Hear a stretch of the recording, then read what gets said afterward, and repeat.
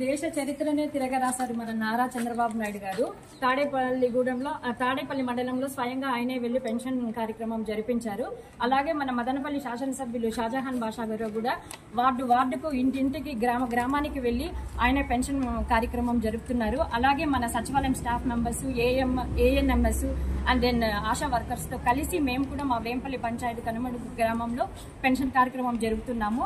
ఇకపోతే once upon ఏ time 200 ఉండే pension 5 రెట్లు పెంచిన ఘనత మన చంద్రబాబు నాయుడు గారికే కలుగుతుంది. అదే మాదిరిగా 1000 రూపాయలని 2000 చేశారు. 2000ని 3000 చేయబోతుంటే 2019లో ఒక్క ఛాన్స్ అని మన జగన్మోహన్ రెడ్డి గారు తీసుకున్నారు. కాబట్టి ఆయన ప్రతి ఏడాది 250 చొప్పున 3000 కూడా చేయలేకపోయినారు. ఒకేసారి పవర్ లో రావడం తర్వాత మన నారా చంద్రబాబు గారు డైరెక్ట్ గా 4000 పెన్షన్ పెంపొందించినారు. అదే మాదిరిగా ఏప్రిల్, మే, జూన్ 3 నెలలు కలిపి 3000 ప్లస్ జూలైది 4000 కలిపి 7000 ఇచ్చారు.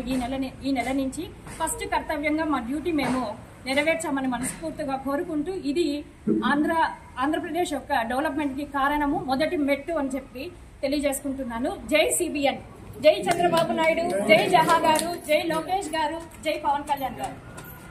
Thank you.